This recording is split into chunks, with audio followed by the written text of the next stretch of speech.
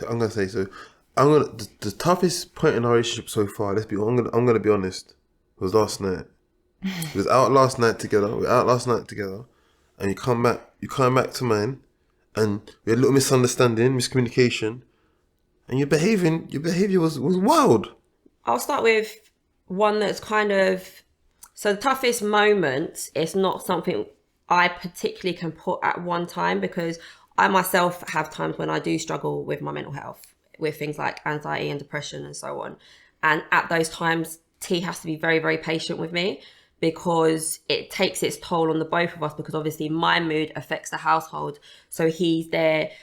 Sometimes he'll just have to pick up the pieces. Like, he kind of will judge and know what I need. So even if it's just doing the school run or ordering a takeaway so that I don't have to worry about things like cooking and stuff, or just taking the kids to his mum's, those little things that he does, and he kind of will know what I need when I need it. But also he's very good at helping bring me out of that, because if I'm stressed or feeling down or someone's made me mad, I will phone him, because he can kind of help me get back on track that way.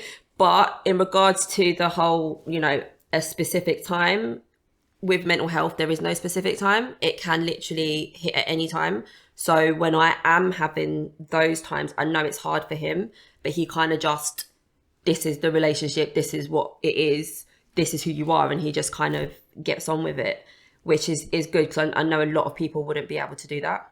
No. You're moving toxic. Okay, so this is, like you said, this is a new relationship. I don't know what this toxic word that he keeps on throwing about, yeah? This is a new relationship. I'm experiencing it. I'm talking, babe. Okay, you had your time, let me have my time. Yeah, and from my perspective, I'll probably echo that, actually. That's probably the toughest time.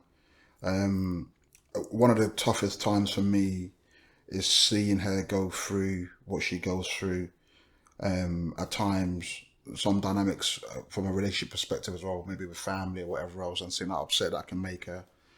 Those are tough moments for me, because obviously I know she's been through a lot, and to be with her and by her side, to kind of comfort her and just be that shoulder to cry on, sometimes is obviously all I can do.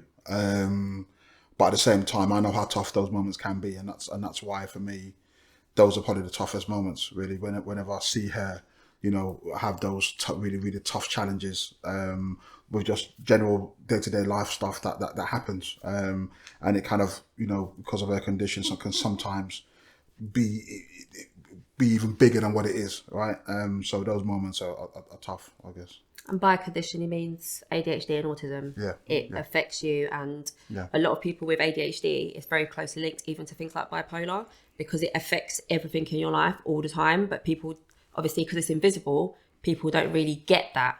So it is a constant battle with everything every day. So sometimes it does get very overwhelming, and then that's when it will affect my mood. But we try to work together just to keep me positive as much as we can, but it's not always that simple. I'm talking, babe.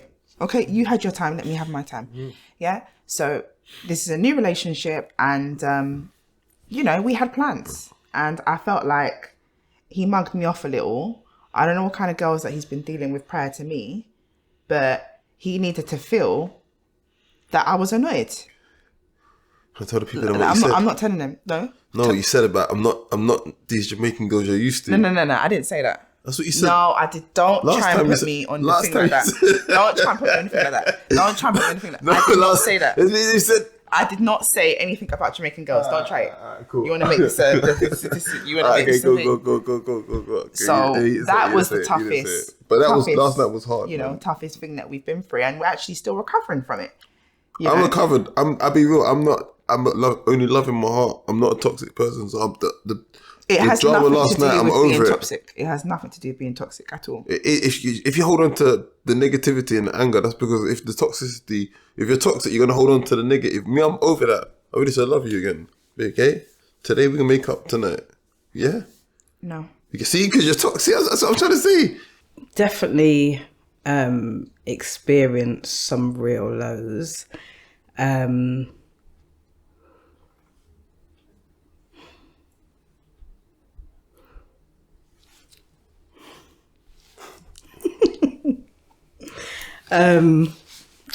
Okay.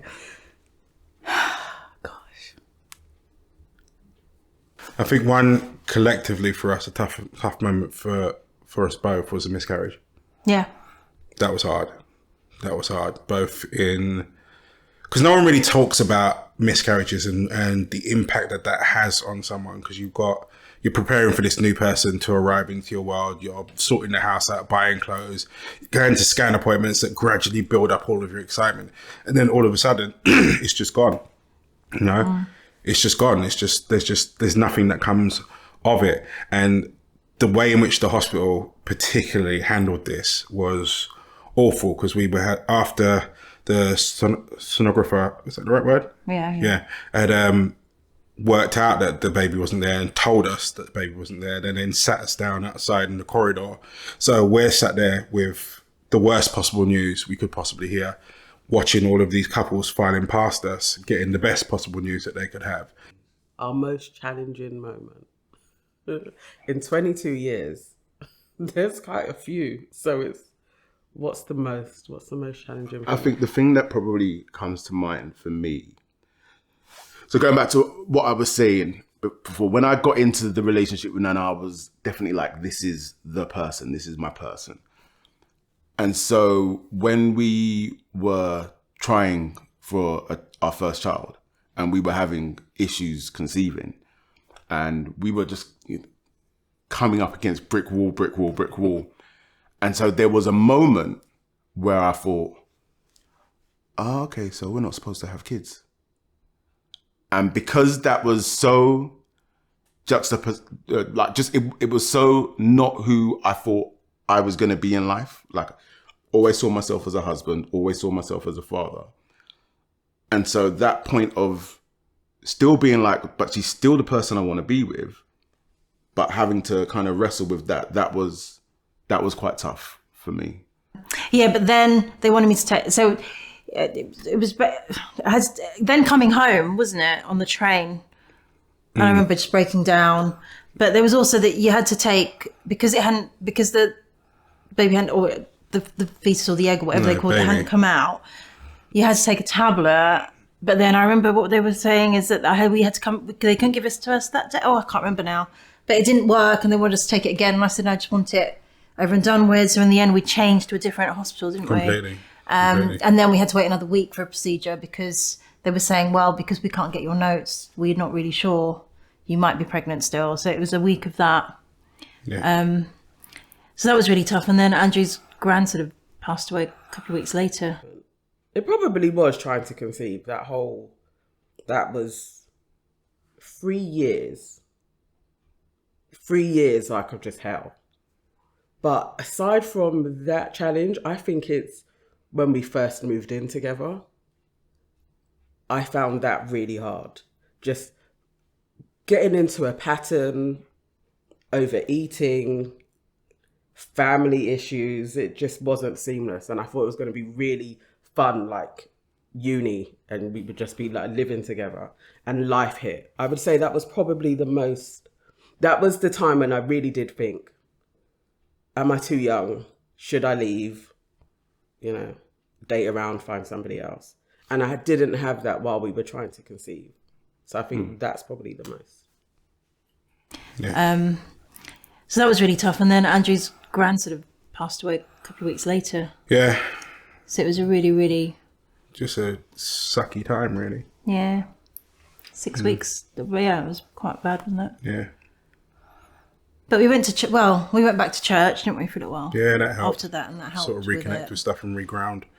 And I think we spent a lot of time investing in us. So blocking out the rest of the world and I think it was the first time I'd actually gone dark on Instagram for a while and socials, because it was just about internal repair and repairing the house, because both of us were damaged, so to speak. I think with miscarriages, I think they always, they never portray that side. It's always a glamorous side of pregnancy. They don't show the sad bits that happen or the bad bits that happen. So when I start telling people this is what happened, everyone was like, oh yeah, that happened to us too. Oh yeah, that happened to us. And the thing is, we thought about it long and hard, and we were vlogging quite heavily at that point. So we actually did, as it was in line with the announcement that Karen was pregnant again, but then we also said the reason as to why everything had gone quiet, and actually went into the story and described what was going on and talked to people about it. And it was surprising the amount of people that the wave of responses that came back from people that were like, actually, it's almost like we gave them permission to speak. If you hold on to the negativity and the anger, that's because if the toxicity, if you're toxic, you're gonna hold on to the negative. Me, I'm over that. I really said I love you again. Okay, today we can make up tonight. Yeah. No. You can see because you're toxic. That's what I'm trying to say. You see what I'm trying to say? You want to help? You want to still fight? I don't want to fight. See, and then tonight we make up. I don't want to fight. And then tonight come make up. You understand? Yeah. Next question, please. See,